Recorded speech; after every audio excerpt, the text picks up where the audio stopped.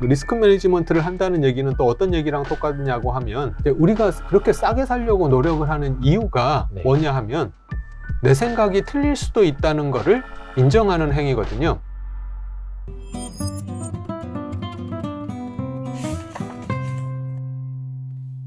그래서 이제 어떻게 투자해야 될까를 얘기를 했는데, 일단 실력을 향상시키는 게 좋다. 그리고 일단 실력을 키우더라도 그 실력에 합당한 결과를 얻기까지는 시간이 필요하다. 네. 그래서 장기적으로 우리가 바라보고 투자해야 된다 얘기를 드렸고요. 그리고 또 하나가 결과가 아니라 과정에 집중해야 된다. 결과가 아니라 과정에 집중해야 네. 된다. 그래서 이제 아까 얘기 드린 것처럼 이제 예를 들면 2020년 그 한 해의 결과만을 보면 네. 돈나무 누나가 150% 수익을 냈고 워렌 버핏은 뭐 그렇게 별 볼 일 없는 수익을 냈지만 그 결과만을 보고 그러면 돈나무 누나의 투자 방식이 최고다 이렇게 얘기를 해서는 안 된다는 거죠. 그렇죠. 그래서 내가 올바른 투자 철학을 가지고 올바른 방식으로 투자를 해도 어떤 경우에는 좋은 성과를 거둘 수도 있지만 또 어떤 경우에는 좋은 성과를 거두지 못하는 수도 있다. 그래서 결과가 안 좋다고 내가 과연 그러면 잘못된 투자를 했는가?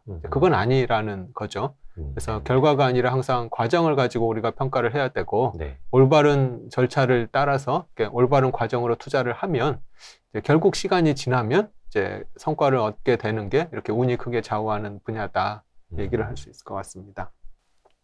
그리고 이제 또 하나 우리가 투자를 하면서 좀 곰곰이 생각해 봐야 될 게, 그래서 이제 이렇게 운이 크게 좌우를 하는 세상에서는 우리가 어떤 마음가짐으로 투자를 해야 되냐 하면 네. 이 수익률 게임을 하려고 해서는 안 됩니다. 수익률 게임보다는 투자에서 중요한 거는 수익률 게임이 아니라 리스크 매니지먼트가 더 중요하더라. 이제 이런 깨달음을 우리가 얻을 수 있는데요. 네. 예를 들면 수익률 게임으로만 보면 돈나무 누나라든지 아까 예를 들었던 네. 빌 밀러 15년 15년 동안 S&P 500을 비트를 했으니까 어마어마한 수익을 낸 거죠. 근데 하루아침에 그냥 시장에서 아웃이 돼버렸잖아요. 왜 그러냐 하면 리스크 매니지먼트가 안 된 거죠. 네. 그래서 이제 예를 들면은 지금 이제 돈나무 누나가 테슬라에다 이제 크게 베팅을 하신 걸로 알고 있는데요. 이제 리스크 매니지먼트를 한다는 얘기는 예를 들면 이제 어떤 게 가장 큰 리스크라고 생각을 하세요? 혹시 이 기자님은? 몰빵? 네, 몰빵도 이제 가장 큰 리스크일 수 있고요. 네네네. 이제 제가 생각할 때 가장 큰 리스크가 가장 높은 행동은 비싸게 주고 사는 겁니다. 네. 우리가 어떤 물건을 비싸게 주고 사면 그게 세상에서 제일 위험한 거거든요. 그래서 이제 좋은 기업을 사냐 나쁜 기업을 사냐 보다 더 안 좋은 행위는 비싸게 사냐 싸게 사냐라고 생각을 하는데, 예를 들면은 SK텔레콤 같은 경우는 뭐 좋은 기업이라고 우리가 할 수 있을 것 같은데 뭐 2000년대 초반 IT 버블 시기에 SK텔레콤을 샀다고 하면 지금도 이제 반토막이거든요. 그래서 이제 많은 사람들이 좋은 기업을 사면 뭐 성과도 좋을 거라고 생각을 하지만 사실은 아무리 좋은 기업이라 하더라도 비싼 가격에 사면 그것만큼 리스크 있는 행동은 없는 거죠. 그래서 투자에서 가장 큰 리스크는 비싸게 주고 사는 거다. 그리고 이제 리스크 매니지먼트를 한다는 얘기는 또 어떤 얘기랑 똑같냐고 하면 이제 우리가 그렇게 싸게 살려고 노력을 하는 이유가 뭐냐 하면 내 생각이 틀릴 수도 있다는 거를 인정하는 행위거든요. 내 생각이 뭐 틀릴 수 있다는 걸 내 생각은 안 틀려라고 생각을 하면 싸게 살 필요가 없는 거죠. 예를 들면 이제 아까 그 돈나무 누나가 테슬라에 굉장히 크게 베팅을 했는데 그 캐시우드 그분이 이제 인터뷰하는 거를 보면 테슬라의 미래를 거의 뭐 100% 확신한다는 식으로 이렇게 인터뷰를 하시더라고요. 뭐 어찌됐든 간에 가장 잘 된 투자 케이스 중에 하나가 테슬라일 수는 있으니까요. 맞습니다. 그래서 하여튼 지금까지는 뭐 성공을 했지만 2020년까지는 성공을 했지만 하여튼 이제 그렇게 내 생각이 틀릴 수가 없다는 마음가짐으로 이렇게 투자를 하게 되면 그게 이제 또 굉장히 큰 리스크라고 생각을 하는데요.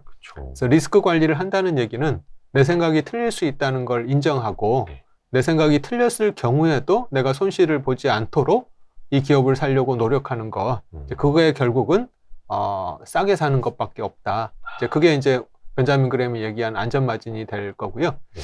근데 이제 그 내가 안전마진이 있다고 생각했던 그 생각 자체도 틀릴 수가 있기 때문에 이제 역시 또 분산 투자를 해야 되는 거죠. 네. 이 책에도 나오는데 그 유명한 그 심리학 이론 중에 그 정박 효과, 그 네. 앵커 이펙트라고 하나요? 네. 그런 거 있지 않습니까? 그러니까 어떻게 보면 내가 산 가격에 어떻게 보면 이게 매몰이 되는 거죠. 네. 분명히 10,000원이어도 좋은 회사인데 내가 산 가격이 15,000원이기 때문에 네. 나한테 이 회사는 안 좋은 맞습니다. 회사일 수 있고 나한테 이 주가는 안 좋은 주가일 수 있는 거죠. 그래서 또 하나가 여기에 그 손실 회피 네. 본능이 같이 더해지면은 네. 나는 분명히 15,000원 샀다가 좋은 회사인데 10,000원짜리 주식이 다시 15,000원에 와버리면 홀라당 팔아버리는. 네. 그러니까 책에도 나옵니다만 인간이 이익을 얻을 때의 크기보다 손실을 네. 보고 있을 때 그 고통의 크기가 2.5배 더 크다고 네. 하더라고요. 네. 그래서 장기 투자가 더 어렵고 네. 그래서 좀 비싸게 사면은 안 되는 이유가 거기에 또 네. 있는 거기도 네. 하고요. 맞습니다. 네. 예. 그래서 이제 그거는 이제 다니엘 카너먼이라는 네. 분이 이제 행동경제학에서 많이 얘기했던 내용인데 네. 그 생각에 관한 생각이라는 책을 네. 보면 이제 그 부분이 굉장히 잘 나와 있어서 예. 혹시 관심 있으신 분들은 뭐 그 책도 한번 읽어보시면 좋을 것 네. 같습니다. 저희 그 김경일 교수님이 아주대 심리학과 김경일 교수님이 저희 이제 2달에 한 번씩 출연을 해주고 계시는데 데니얼 카너먼을 많이 또 인용을 해주시고 네. 그래서도 또 이제 많이 우리가 또 배울 수가 있더라고요. 네. 그래서 이제 결론적으로 얘기를 하면 이제 이 세상이 운과 실력이 행운이 굉장히 크게 좌우를 하는 것이라는 거를 우리가 깨닫는다고 하면 결국 투자할 때 가장 중요한 거는 우리 지식에 한계가 있다는 걸 인정하는 게 투자의 시작점이 돼야 되지 않는가. 그래서 세상 일은 알 수 없다. 우리의 지식은 한계가 있다는 거를 깨닫고 이제 투자에 임해야 되는데 이제 우리가 미래를 알 수가 없고 우리 지식은 한계가 있다는 걸 깨닫아서 나온 철학이 네. 저는 벤자민 그레엄의 가치 투자 철학이라고 생각을 하거든요. 그래서 사실은 그 벤자민 그레엄의 그 현명한 투자자나 증권 분석 책을 읽으면서 네. 그 밑바탕에 깔려 있는 왜 우리가 이렇게 투자를 해야 되는지를 곰곰이 생각을 해봐야 되는데 이제 많은 분들이 그런 책을 읽으면서 그 기본 철학을 고민하시지는 않고 네. 단지 어떤 뭐 마법 공식이라든지 네. 뭐 어떤 ROE가 얼마고 뭐 PBR이 얼마인 주식을 사야 된다든지 이제 이런 어떤 기법을 받아들이려고 뭐 하시는 거를 보고 저는 좀 약간 아쉬운 부분이 좀 있는 것 같습니다. 어떻게 보면 이제 요행일 수 있는데 어떻게 보면은 더 내가 운을 크게 빨아당기는 길을 열 수 있지 않을까? 약간 그런 방법을 찾으려는 것 같아요. 인간은 누구나 빨리 가려 하고 또 좀 쉽게 가려고 하고 하기 때문에 이 행운의 속지말에 이 책에 나오네. 인간은 이제 기본적으로 게으르다. 맞습니다. 그래서 실력으로 막 열심히 노력해서 하는 것보다는 그냥 운빨로 빨리 쉽게 가려는 거를 본성적으로 좀 택하려고 하잖아요, 사실은. 근데 그걸 이겨내는 게 더 힘든 거고. 네. 약간 어떻게 보면 이제 투자자의 기질과도 좀 관련이 된 걸 수도 있는데 내 스스로 실력을 더 키워야겠다라고 생각하는 사람과 이건 좀 힘드니까 조금 더 운을 더 빠르게 세게 당길 수 있는 방법이 없을까? 이쪽으로 가는 사람이 있는데 모르겠습니다. 그 본인이 기질이 이제 어디 있는지 모르는 분들을 위한 조언 같은 거 좀 해주실 수 있을까? 왜냐면은 누구나 편하고 쉽게 돈 벌려는 욕심은 다 있잖아요. 네, 그렇죠. 예, 예. 네. 모든 사람이 네. 좋은 투자자의 기질을 가지고 태어나지는 않다고 저는 생각을 하거든요. 다 성향이 다르니까요. 네, 네. 어떤 사람은 뭐 이세돌 기사처럼 바둑을 잘 두는 뭐 그런 사람도 있고 어떤 사람은 뭐 아무리 해도 뭐 좀 실력이 안 나오는 부분도 있고 또 어떤 사람은 수영을 잘하고 어떤 사람은 테니스를 잘 치고 뭐 이런 것처럼 투자 역시 좀 개인적으로 타고난 성향이 좀 있는 것 같다는 생각이 들고요. 네. 그래서 이제 하여튼 좀 본인을 되돌아 봤을 때 이렇게 어떤 기업을 좀 분석을 하고 뭐 이런 것들에 좀 자기가 재능이 있고 그리고 내가 분석한 거를 실행에 옮길 수 있는 그런 용기가 있고 또 이제 그렇게 투자를 하고 나서 뭐 이렇게 진득하게 좀 기다릴 수 있는 그런 자질이 본인한테 있는지 한번 돌이켜 보셔서 만약 그런 자질이 본인한테 있으면 이제 그건 본인이 투자에 잘 맞는 건데 만약에 본인이 좀 그런 성향하고 안 맞다고 하면 예를 들면 최근 뭐 올해 들어서 1, 2, 3월이 굉장히 좀 시장이 들쑥달쑥하고 러시아가 우크라이나를 침공하고 또 인플레이션 우려도 있고 금리 인상 우려도 있고 여러 가지 것들에 의해서 굉장히 시장이 왔다 갔다 하는데 이제 그런 것들에 내가 좀 마음이 쉽게 흔들리면 사실은 이제 그런 분들은 투자를 직접 하면 좀 안 되지 않나 뭐 이런 생각이 네, 좀 안타깝지만 네. 맞습니다. 그리고 여기 그 나신 탈레브의 그 행운에 속지 말아에 나오는 이야기이기는 한데 러시안 룰렛을 그 사례로 드는 것도 물론 이제 운과 실력의 성공 방법 이 책에도 나오던데요. 이게 사실 러시안 룰렛이 6발의 탄약을 넣는 곳에 구멍에 한 발만 넣어놓고 이제 관자놀이가 땡기는 게임 아닙니까? 뭐 게임이라고 하기도 좀 뭐한데, 근데 살 확률이 6분의 5 엄청나게 크고 죽을 확률이 6분의 1인데 여기에 과연 베팅을 해야 하느냐, 약간 그런 거에 대한 고민도 조금 있는 것 같아요. 그래서 이제 나심 탈렙이 이제 보다 좀 더 정확하게 얘기하면은 이제 그게 러시안 룰렛 게임인데 우리 인생은 실제로는 그 총알 구멍이 한 100개, 1000개 있는 그런 러시안 룰렛하고 비슷하다. 이제 그 100개 구멍에서 총알이 1개 또는 1000개 구멍에서 총알이 하나 돼 있다고 하면 그 총알이 발사될 확률은 뭐 100분의 1, 1000분의 1밖에 안 되는 거잖아요. 그런데 이제 예를 들면은 우리가 실제로는 그런 게임을 하면서도 그 자신이 러시안 룰렛 게임을 한다는 걸 사람들이 깨닫지 못하더라는 게 나심 탈렙의 메시지인 거죠. 그래서 내 총알이 발사가 안 되면 내 능력이 뛰어나다, 내 실력이 탁월하다 이렇게 생각을 하는데 그런 게임을 계속 하다 보면 아무리 100분의 1의 확률이라도 그런 게임을 10년, 20년 계속하면 결국은 총알이 발사되는 거죠. 그래서 이제 그 러시안 룰렛 게임이 시사하는 거는 그런 게임은 아무리 확률이 낮더라도 만약에 총알이 한번 낮은 확률로 그 사건이 벌어지게 되면 내가 큰일 나는 그런 그 베팅이라고 하면 절대 해서는 안 된다는 게 러시안 룰렛 게임의 그런 메시지인 것 같습니다. 사실 이게 그냥 일반적인 사람들한테 6개의 구멍 중에 하나에만 총알이 있다. 그래서 죽을 확률이 6분의 1이다. 그래서 이 러시안 룰렛을 하겠느냐라고 물어보면 정상적인 사람이라면 안 할 거예요. 근데 그게 아니라 한 1000개의 구멍 중에 하나 발사될 확률이다. 그러면 의외로 한다는 사람들은 많아질 수 있을 것 같아요. 그리고 또 사실은 본인이 러시안 룰렛 게임을 하는지를 모르는 경우가 많습니다. 예를 들면은 저는 대표적인 상품이 ELS라고 생각을 하는데요. ELS, DLS 상품이 저는 러시안 룰렛 게임하고 똑같다고 생각을 하는데요. 맞습니다. 그 혹시 모르시는 분들, ELS 상품이 어떤 거냐면 어떤 지수를 하나 특정을 지어가지고 예를 들면 뭐 코스피 지수를 예를 들어가지고 코스피 지수가 뭐 1500 이하로만 안 빠지면 뭐 한 5% 수익을 주고 만에 하나 1500 이하로 빠지면 왕창 손해보는 원금 손실 이런 게 이제 ELS인데요. 이게 전형적으로 러시안 룰렛 게임이거든요. 확률은 낮지만 대부분은 뭐 1500 이상에서 끝날 테지만 만약에 잘못해서 1500 이하로 빠지게 되면 내 돈을 왕창 손해보는 게 그 ELS 상품인데 그게 러시안 룰렛하고 똑같습니다. 근데 본인이 그런 게임을 하면서도 본인이 러시안 룰렛 게임을 하는지를 사람들이 모르고 투자를 하는 경우가 참 많은 거죠. 나심 탈렙은 그거를 이제 총구가 보이지 않는다라고 이제 표현을 하더라고요. 그러니까 총구가 보이지 않으니까 그 안에 이제 총알이 어디에 있는지를 모르니까 아예 확률도 계산이 안 되는 거고 그래서 사람들이 상대적으로 수십 발을 당겨도 총알이 발사되지 않으니 안전하다는 착각에 빠지게 된다. 그래서 그런 금융 상품도 이제 그런 게 있는 거고요. 그 은행에서 그 ELS 상품 판매하면서 안전하다고 판매를 합니다. DLS 사례였던가요? 한 3, 4년 전에 독일 국채. 이제 독일 국채가 마이너스까지 이제 수익률이 떨어지면서 원금 손실 사태가 크게 난 적 있지 않습니까? 그때 은행원들이 다 그렇게 그 전에 팔았다는 거예요. 설마 영국 뭐 독일하고 영국이었죠. 독일 영국이 망하겠느냐고. 그 나라 망하지 않는 이상 원금 손실 안 된다. 그렇게 또 이제 팔았던 사례가 있었던 거고요.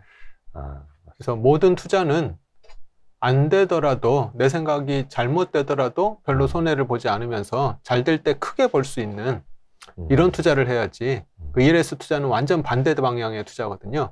잘 돼도 뭐 연 한 5% 수익을 얻는 건데 잘못되면 왕창 깨지는 거잖아요.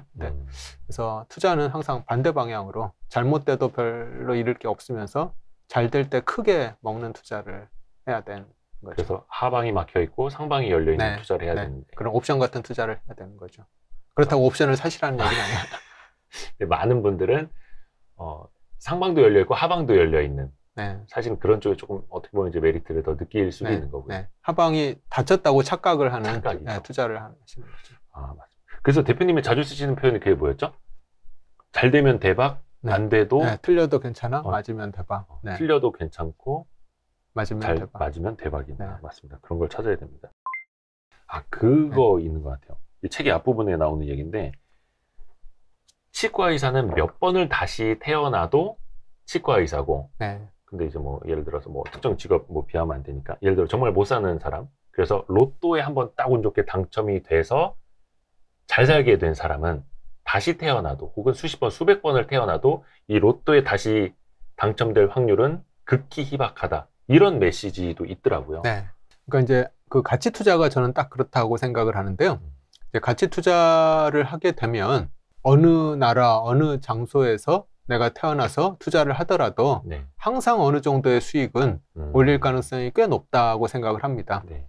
근데 물론 이제 뭐 수십억을 벌 건지 수백억을 벌 건지 뭐 수천억을 벌 건지는 이제 그 상황이나 여러 가지 거에 따라서 물론 결과가 달라지겠지만 네. 하여튼 어느 시간 어느 장소에 내가 태어나더라도 가치 투자를 하게 되면 일정 수준 이상의 수익은 꼭 낸다고 저는 생각을 하고요. 근데 이제 그렇지 않고 예를 들면 그 어떤 큰 베팅을 하시는 분들, 네. 예를 들면 뭐 자꾸 돈나무 누나를 얘기를 들어서 그런데 너무 많이 소환되는데 네, 그런 분들 같은 경우는 네.